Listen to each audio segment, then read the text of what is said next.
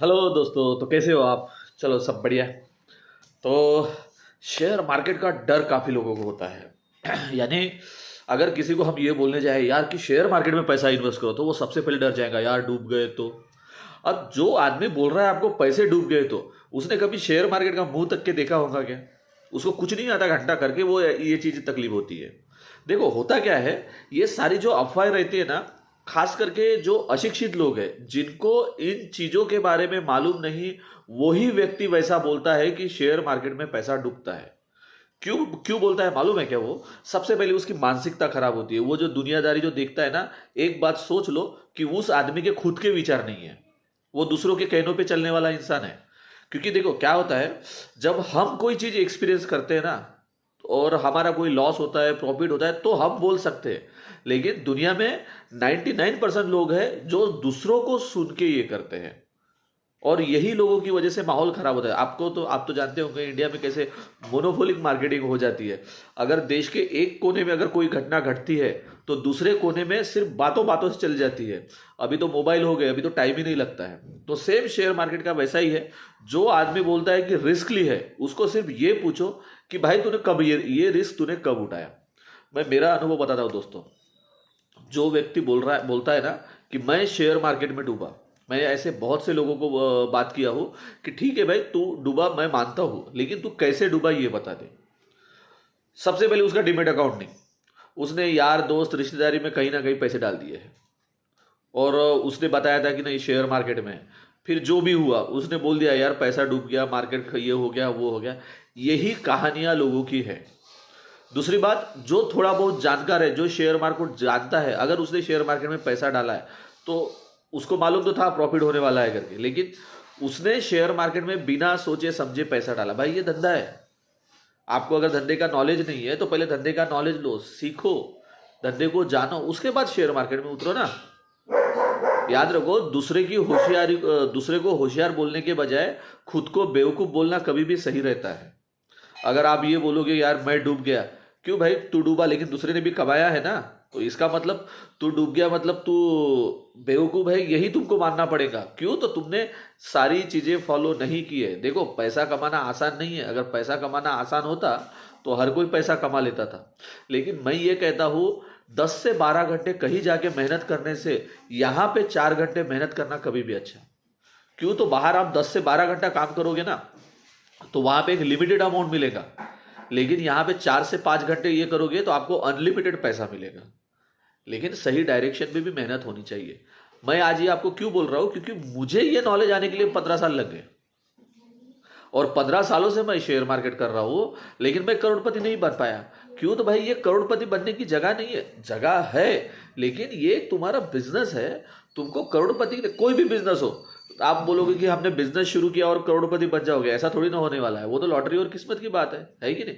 Business है, आपको continuity में मेहनत करना पड़ेगा, तब आप आगे जाओगे, है कि नहीं? तो सबसे पहले आप काम शुरू करते हो तो करोड़पति बनने के लिए मत करो। आप ये सोचो कि मैं एक स्टैंडर्ड लेवल पे काम करूंगा, मेरी अच्छी इनकम होगी, मेरा घर दार सारी चलेगा, चीज़ें चलेगी, तब आप ये करोगे। और आप कंटिन्यूटी में मेहनत करते रहोगे तो सब ठीक रहा, आपकी स्ट्रेटेजी सारी चीज़ें, तो पैसा तो अनलिमिटेड है। पहले काबिलियत तो अपने आप में ला लो कि आप पैसा कमा सकोगे करके। आज 15 सालों में मैं थोड़ा बहुत जान पाया हूँ, तो मैं कॉन्फिडेंट लेवल में हूँ। मैं बिजनेस कर रहा हूँ, लोगों को पैसा दे रहा हूँ, मैं अपना काम कर रहा हूँ, शेयर मार्केट को जान रहा हूँ, समझ रहा हूँ, रोज सवेरे उठ के अपना काम करता हूँ। तो मुझे 15 साल लगे। तो 15 साल का टाइमिंग पीरियड कम नहीं होता यार, है कि नहीं? और आप 1 साल में ही आप डिसाइड कर लोगे कि मेरा लॉस हो गया, ये हो गया, ऐसा नहीं होता है कि नहीं? तो चलो, शेयर मार्केट से लोग डरते क्यों है? सबसे पहली बात ये अफवाह है, और ये बिल्कुल अफवाह ही होती है, इसमें कोई सच्चाई नहीं होती। दूसरी बात क्या होता है, हमारा एजुकेशन सिस्टम में पैसों का नॉलेज नहीं दिया है। हमको मैथ तो सिखाया जाता है, लेकिन मनी मैनेजमेंट हमको नहीं सिखाया जाता है। तो ये हमारा सबसे बड़ा ये है। दूसरा, हमारे यहाँ बिजनेस का कल्चर नहीं है। अगर मैं कसम से बोलता हूँ, अगर बिजनेस अगर सीखना है तो गुजरातियों के साथ जाके सीखो।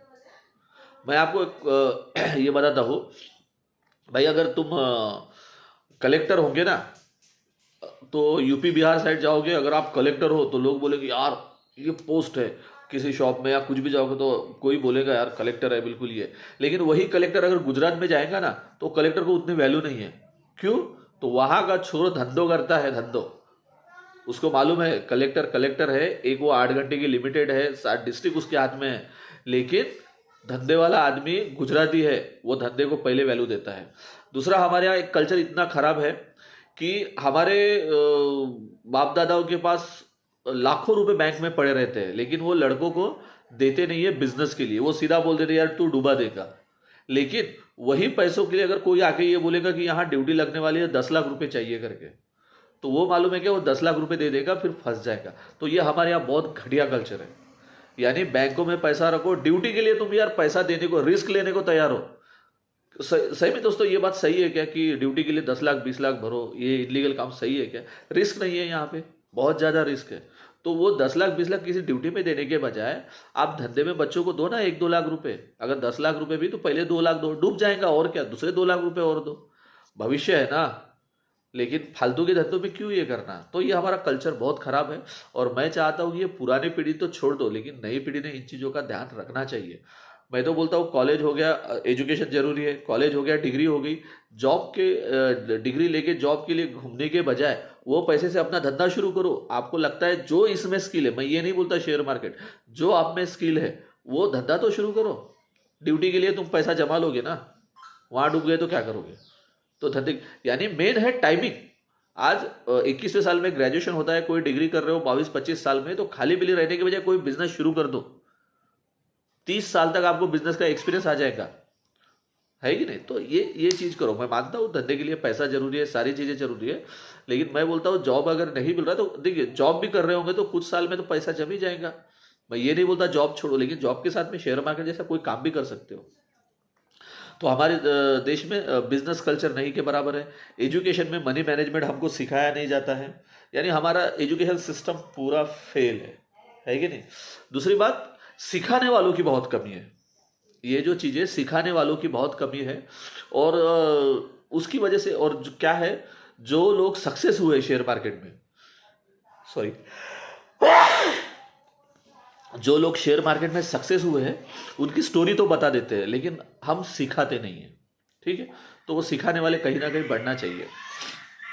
दूसरी बात ये है कि लोगों में एक धारणा हो गई है कि माफिया या डॉन बन के ही बहुत पैसा कमाया जाता है। बिल्कुल नहीं, लीगल और अच्छे तरीके से भी बहुत पैसा कमाया जा सकता है।